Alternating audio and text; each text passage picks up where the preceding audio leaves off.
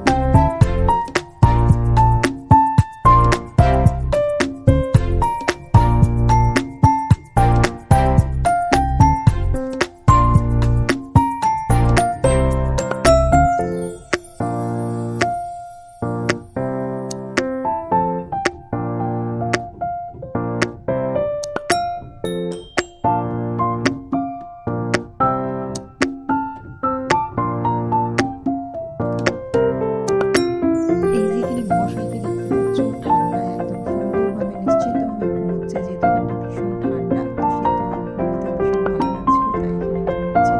বলেছিলাম না স্বামী বিবেকানন্দর এখানে কিন্তু একটা মূর্তি রয়েছে, তো সেটাই তোমাদের সাথে দেখাবো।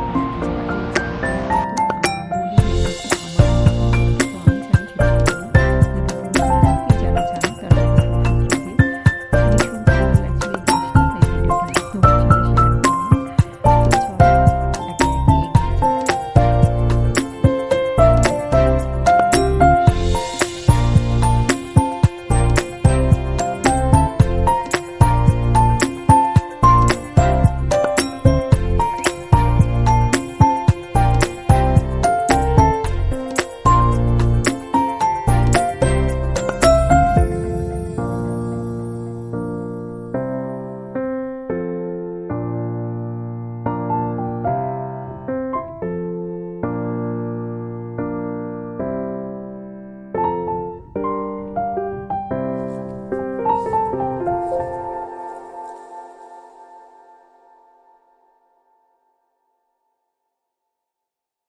তো কেমন লাগলো অবশ্যই ভিডিও কিন্তু কমেন্টে আমাকে জানিও।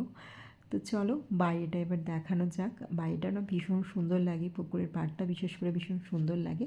চলো তোমাদেরকে দেখিয়ে দিই টাইমিংটা। তো একটু ভালো করে দেখে নিও, স্ক্রিনশট নিয়ে নিও, যাদের যাদের জানা নেই তারা একটু জেনে নিও টাইমিংটা।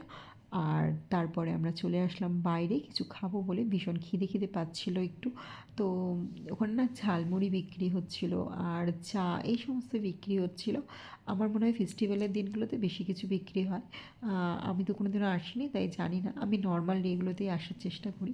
তো যাওয়ার পথে আবার বজরংবলীটাকে দেখলাম একদম সামনে থেকে, যেহেতু আমাদের ওই পথটা দিয়ে রাস্তার ওই সাইডটা দিয়ে আসতে হচ্ছিল, সেই জন্য তোমাদের সাথে সুন্দর করে আবার শেয়ার করলাম।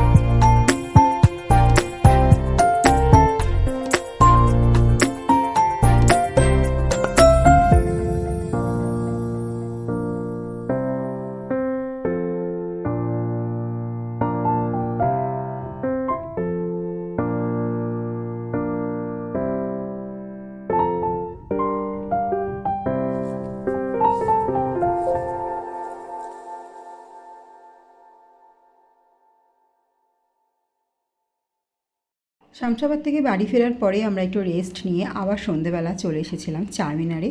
কারণ চারমিনার লক্ষ্মী মন্দিরে আমরা অনেক বছর মানে আসা হয়নি সন্ধেবেলা, মানে এই দিওয়ালির টাইমটাতে তো আসাই হয় না। অনেক বছর আগে এসেছিলাম, তখন না একটা কয়েনও নিয়ে যাওয়া হয়েছিল আমাদের। তো এখন আর কয়েন দেওয়া হয়, এখনও যদিও মানে রুপোর কয়েনটা দেওয়া হয় না, তবুও কয়েন তো মন্দিরের কাছ থেকে পাওয়া একটা আলাদাই ওটা আশীর্বাদ।